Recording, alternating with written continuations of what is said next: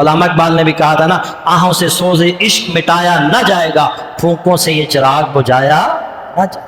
یہ قرآن ہے، یہ قرآن کے اوراق تو جلا سکتے ہیں، مگر قرآن وہ کتاب ہے، یہ دنیا کی واحد کتاب ہے جو آج لاکھوں نہیں کروڑوں مسلمانوں کے سینے کے اندر موجود ہے، سینوں کے اندر موجود ہے۔ اور انشاءاللہ یہ قرآن جو ہے یہ ہمیشہ رہے گا، اس لیے کہ قرآن کی حفاظت کی ذمہ داری خود اللہ نے اٹھائی ہے۔ اِنَّا نَحْنُ نَزَّلْنَا الذِّكْرَ وَإِنَّا لَهُ لَحَافِظُونَ۔ اور قرآن تو وہ کتاب ہے، اللہ رب العزت نے اس قرآن کو عربی زبان میں نازل فرمایا، اور عربی زبان یہ دنیا کی واحد زبان ہے جو ہمیشہ رہے گی۔ تحقیق سے یہ بات ثابت ہو چکی ہے کہ دنیا کی ہر زبان 100 سال کے بعد تبدیل ہو جاتی ہے اور 500 سال کے بعد مٹ جاتی ہے، ختم ہو جاتی ہے۔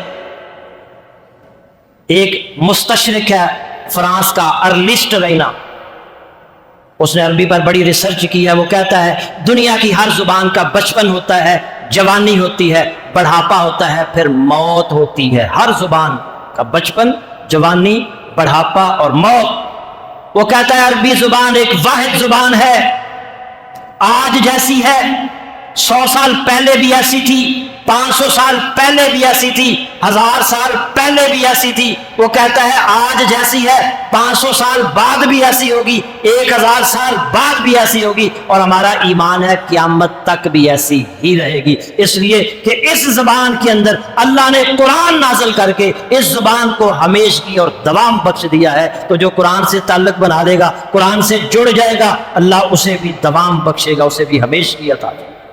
تو جڑ جائیں قرآن سے، تعلق بنا لیں۔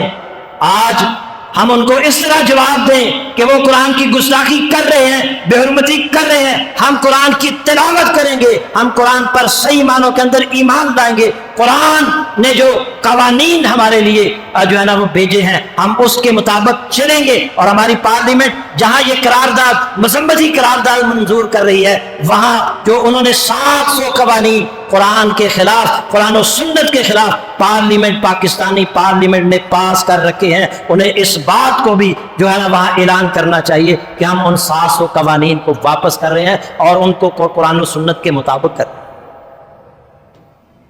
اگر صحیح معنوں کے اندر ہم قرآن سے جڑنا چاہتے ہیں، تعلق قائم کرنا چاہتے ہیں، تو پھر ہمیں بھی اپنی گستاخیاں چھوڑنا ہوگی۔ آج عہد کریں مسجد کے اندر بیٹھ کر ہمارا کوئی دن اور کوئی رات ایسی نہیں گزرے گی کہ جس میں ہم قرآن کی تلاوت نہیں کریں سب عہد۔ میں ہاتھ کھڑے نہیں کرواؤں گا۔ کتنے ہی ایسے لوگ ہیں، کتنے ہی ایسے لوگ ہیں، ساری زندگی گزر جاتی ہے، کبھی قرآن کا ترجمہ ایک بار بھی نہیں پڑھتے۔ بلکہ ایک میرے شاگرد بزرگ مجھے کہنے لگے، مجھے قاری صاحب بڑی حیرانگی ہوئی۔ میں نے کہا کیا؟ کہنے لگے میں ایک مسجد میں گیا اور وہاں پر جا کر میں نے جو خطیب تھا، خطیب، اس سے کہا حضرت صاحب مجھے بتائیں کہ آپ نے قرآن ترجمے کے ساتھ کتنی بار پڑھا ہے؟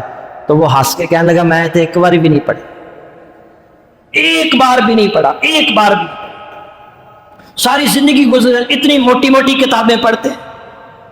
میری ایک کلاس کے اندر ایک صحافی تھے، فوت ہو گئے ہیں، دی نیوز کے، انگریزی میں کالم لکھتے تھے، مجھے نہیں پتا تھا وہ آیا کرتے تھے، بزرگ ہو گئے، فوت ہو گئے ہیں، تو وہ اکثر رویا کرتے تھے۔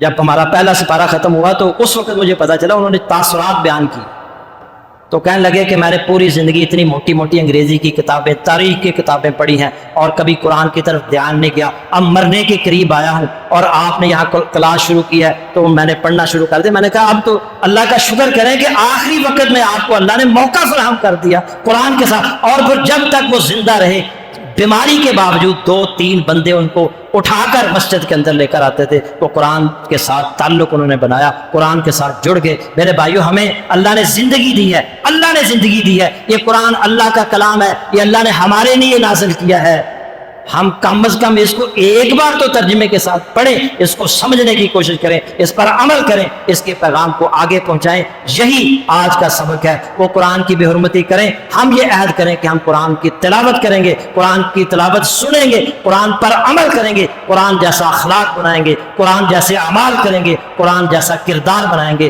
اللہ رب العزت سے دعا ہے کہ اللہ تعالی ہمیں عمل کی توفیق عطا فرمائے۔